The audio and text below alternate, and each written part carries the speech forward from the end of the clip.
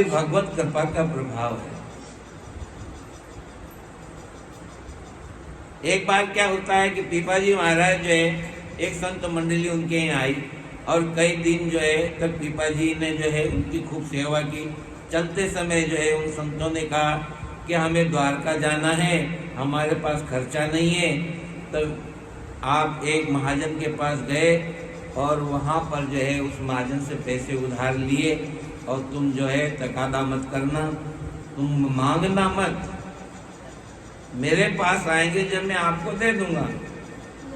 ऐसा कह करके उनसे पैसे लिए और आप जो है, और मैं आपको ब्याज सहित दे दूंगा, आपके पैसे ब्याज सहित दे दिए जाएंगे, लेकिन आपके मेरे बीच में एक ही वचन है कि आप मांगना मत करो। अब आए जब भी तो देना। तो महात्मा कोई मजदूरी तो करे नहीं, कोई दुकान को किराया भाड़ा आवे नहीं, कोई पेंशन आवे नहीं है, कोई काम काज करे नहीं, भजन ही इनका काम काज है। और जो अपने पास आ जाता है, 4 रोटी आती है तो 1 रोटी खाते हैं, 3 रोटी बांट देते हैं, ये संतों का स्वभाव है। तो इस तरह से जो है मेरे पास आएंगे पैसे, तब अपने आप हम आपको ब्याज सही दे देंगे। कुछ दिन के बाद वो अपने रुपए मांगने लगा और पीपाजी ने उसे शर्त याद दिलाई कि तुम्हारे हमारे शर्त थी ना, तुम कैसे पैसे मांगने लगे। हम तो बिना मांगे आपको दे देंगे, रुपये कभी अभी यहाँ है नहीं हमारे पास।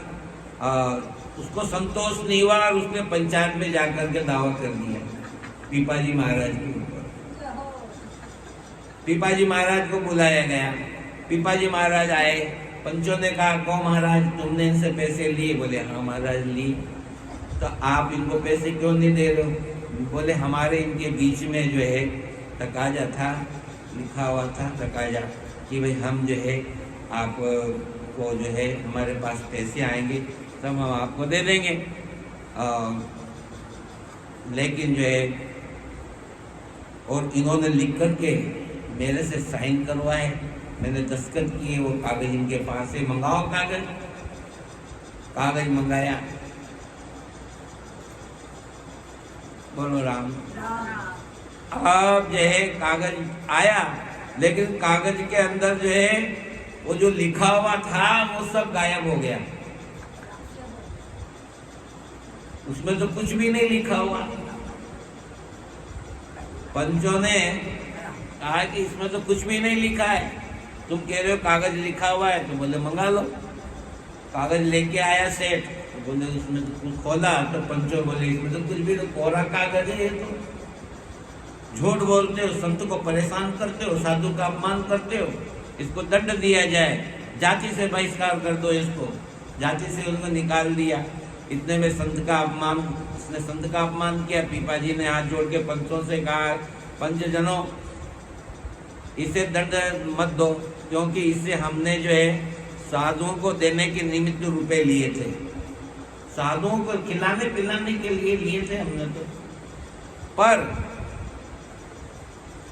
तय ये था कि ये मांगेंगे नहीं, और इन्होंने मांग लिया, अपने वचन से ये मुकर गए, इसलिए सारे कागज में लिखा हुआ सब मिटर गया। वो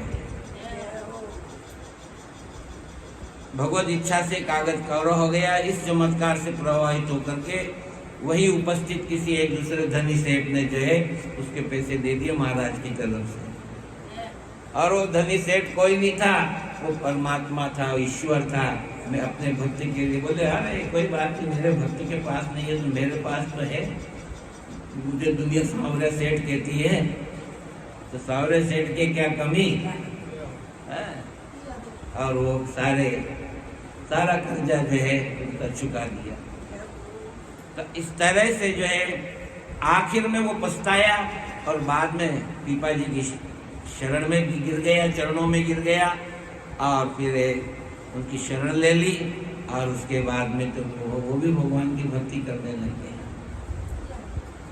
संत से भी पीपाजी के आश्रम में कभी कभी तो अन्न का हमेशा कभी कभी अभाव हो जाता है। कभी होता है तो बहुत होता है, नहीं होता तो नहीं होता है। वावा रे मुझ फकीरा दी, कोई दिन लूके सूखे टुकड़े, कोई दिन झपटा खीरा थी, कोई दिन ओढ़े साल दुसाला, कोई दिन लबरक लीरा थी, पावारे मौज फकीरा थी। संतों की मौज है, होता है तो बहुत होता है, नहीं होता तो कुछ नहीं होता।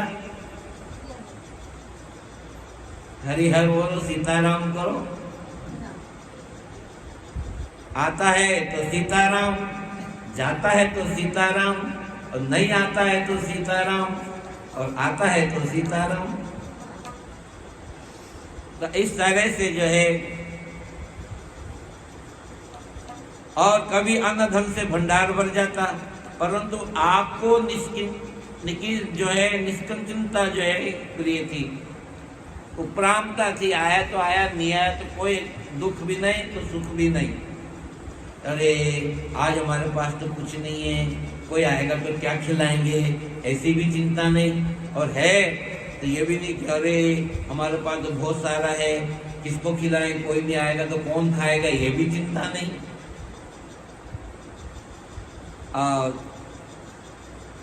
आश्रम में जो है अन्न धन और विविध सामग्रियों का संग्रह हो गया, खूब तो अन्न धन आ गया और खूब सारी सामग्री इकट्ठी हो गई। अरे बोले यार ये तो बहुत अच्छा नहीं हुआ, बोले चलो चलो छोड़ो इसको, नहीं तो बोले इसमें आसक्ति बन जाएगी। वह सब छोड़ करके जो है दोनों टोड़े का नाम का कोई गांव था, वहां चले गए। चलते चलते 80 कोस दूर एक नगर में पहुंच गए।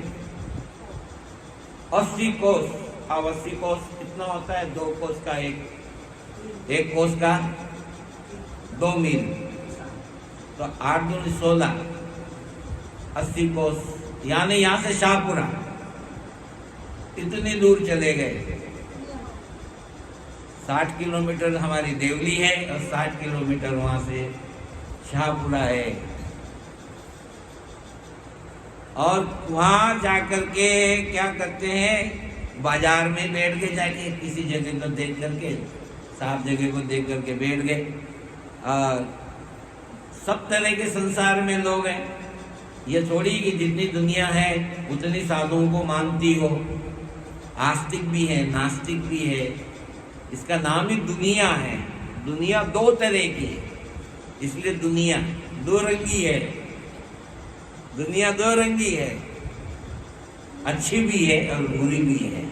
अच्छे रंग वाली भी है जिससे अच्छा रंग चढ़ जाता है, बुरे रंग वाली भी जिससे बुरा रंग चढ़ जाता है। और फटकार दिया उनको, बाबा जी उठे यहाँ से, चल भाग। धक्का मारते हैं, जहाँ बैठ जाते हैं कोई तो धक्का मारता है उनको, कोई उनको फटकारता है, कोई दुत्कारता है, वो उठ करके वहाँ बैठ जाते, फिर वो दूसरा दुकान वाला वहाँ से उनको फटकारता है। ऐसे करते करते जो है उनको भगा दिया, बाजार में बैठने नहीं दिया लोगों ने। आपने अपनी पत्नी से कहा, अब जाकर के बोले मुझे शांति मिली है। मैंने महाराज आपको फटकारा, अपन को इतना दुत्कारा लोगों ने और शांति मिली, ये कैसी बात? बोले आदर सम्मान एक रोग है। बोले ये आदर सम्मान पाना एक रोग, एक बीमारी है, और उसके दृढ़ बढ़ जाने पर जो है ये इसका उत्तम उपचार है। बोले और कोई उपचार नहीं है। प्रभुता ज्यादा मिल जाती है ना तो मत आ जाता है। जब भी तो कहते हैं मेरी यश कीर्ति को प्रभु मुझसे दूर करो।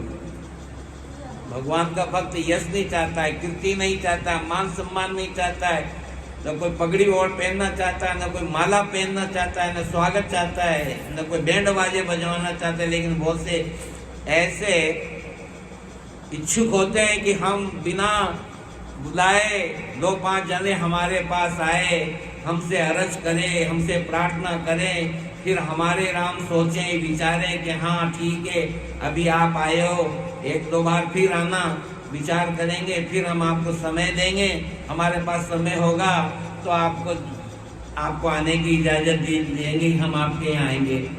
और ऐसे भी नहीं आएंगे, गांव के बाहर खड़े रहेंगे, तुम खड़े रहना, हम आएंगे सम्मान के लिए, स्वागत के लिए, माला होना, पगमंडे होना चाहिए, आरती होना चाहिए, बाजोट होना चाहिए, ऐसा नहीं। वे सारा प्रपंच उनको पहले बता दिया जाता है, तब हम आएंगे, वरना हम नहीं आ सकते। तो ऐसे ऐसे संसार में भी जो है, संसार में ऐसे प्राणी भी हैं जो अपना मान सम्मान, यश कोई सब कुछ अपना, सब कुछ वो अपना मान सम्मान या समझते हैं कि भाई हमारे लिए ही है। लेकिन भजनानंदी संत जो है सहज वृत्ति के होते हैं। कोई ने सम्मान किया तो क्या, अपमान, कोई जूते की भी माला पहना दे तो प्रसन्न, और कोई फूलों की माला भी पहना दे तो प्रसन्न। ये संतों की वृत्ति होती है। तो इस तरह से जो है बोले ये सुंदर हमारा उपचार हो गया, इसलिए अब चलो, किसी ने जो है उनको बताया कि तुम आगे चले जाओ। आगे गए और वहाँ ठहरना, जाकर के वहाँ जगह अच्छी, वहाँ कोई नहीं है। आप उठ कर के चल दिए, जाकर के देखा तो एक उजाड़ दिखाई दिया, एकांत। तो बोले हाँ भैया ये ठीक है। और आपने झाड़ फुहार करके उस जगह को साफ किया, चौका लगाया और स्थिर चित्त होकर के बैठ करके परमात्मा का ध्यान करने लगे। रहना एकांत का यही मत संत का। तो एकांत में बैठ करके भजन करने लगे। बोले अब यहाँ कोई नहीं फटकारेगा, यहाँ कोई नहीं आएगा। और भजन करने लगे, लेकिन वो भजन की ध्वनि सुन करके लोग जो थे आने जाने वाले वो रुक गए। बोले ये तो बहुत अच्छा भजन कर रहे हैं, बहुत अच्छी इनकी आवाज़ निकल रही है। तो वो भी उनके साथ भजन करने लगे। ऐसे करते करते लोगों की वही भीड़ इकट्ठी हो गई, सब भजन करने लगे। और वहीं पर एक ब्राह्मण रहता था, और उसने भी सत्संग कीर्तन का आनंद लिया। इसके बाद उसने जो है दंडवत प्रणाम करके प्रार्थना की कि मुझसे जो है अनजाने में, महाराज मेरी एक प्रार्थना है। बोलो बच्चा क्या है? बोले अनजाने में मेरे से एक गलती हो गई। बोले क्या गलती हो गई भाई तुमसे? पीपा जी ने पूछा। राम राम।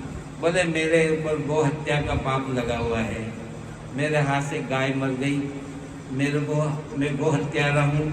और मैंने सभी तीर्थ कर लिए, सभी उपवास कर लिए, सभी अनुष्ठान कर लिए, सभी प्रकार के दान किए, फिर भी लोगों ने मुझे जो है जाति में नहीं लिया, जाति में नहीं मिलाया, और मुझे जाति भार कर रखा है।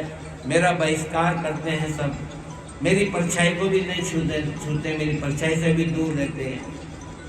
और अगर कोई सामने में दिख जाता हूँ तो अपनी नज़र नीची करके देखना भी पसंद नहीं करते कि गौ हत्यारा है।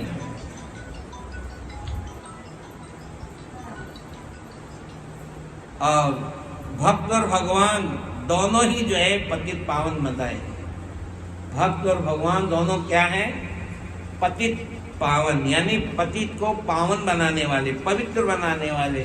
जिसका पतन हो जाता है उसको पवित्र बना करके और अपने जैसा बना लेते हैं। इसलिए भक्त भी अपना जैसा बना लेते हैं, भगवान भी अपना जैसा बना लेते हैं। इसलिए दोनों को पतित पावन का है। रघुपति राघव राजा राम, पतित पावन। इस तरह से सो जो है प्रभु आप मुझे पवित्र कीजिए।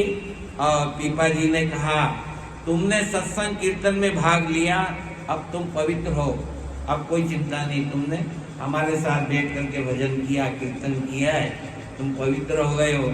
और ब्राह्मण अपने घर जाकर के घर गया और वहाँ से खाने पीने का सामान बांध करके लाया, और जो है खूब अच्छे अच्छे बढ़िया पकवान बना करके, और उधर तो भोजन बन रहा है और इधर कीर्तन की धूम मच रही है। सारा गांव उमड़ करके आया, दर्शन करने लगा। और पंगत में जो है उस ब्राह्मण को परोस से देख करके लोगों ने पीपा जी से कहा कि महाराज इसको आपने पंगत में कैसे आने दिया? ये तो हत्यारा है, पापी है, तो इसने गाय की हत्या की, आपने हमारा धर्म भ्रष्ट कर दिया।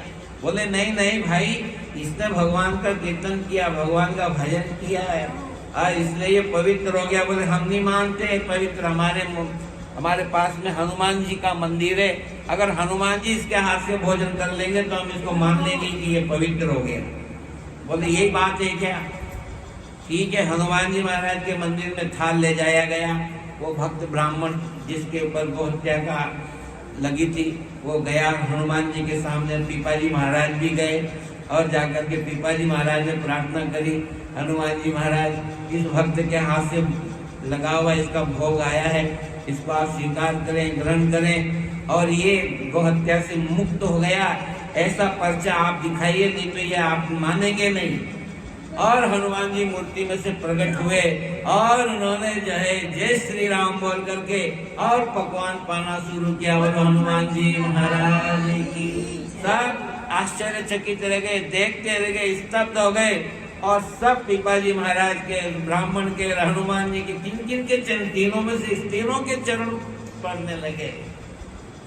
ऐसे पीपाजी महाराज ने जो है ऐसे पतित जीवों को भी पवित्र बनाया है, ऐसे संत महापुरुष हुए। और फिर क्या था, सारे लोग प्रणाम करने लगे, प्रत्यक्ष प्रमाण देकर के सभी लोगों को संतों में और भगवान में जो है दृढ़ विश्वास हो गया। और जब विश्वास हो जाता है तो वो विश्वास फलने लगता है। विश्वास जब तक नहीं होता है ना तो कोई बात फलती नहीं है, और जब विश्वास हो जाता है तो अपने आप तो हमारी कामनाएं फल जाती है। तो विश्वास हो फलता है। तो संत की वाणी में, संत के दर्शन में, संत की सेवा में, संत के उपदेश में विश्वास रखना चाहिए। अस्तु। तो यहाँ पर पीपाजी महाराज की बहुत सारी चर्चाएं हैं।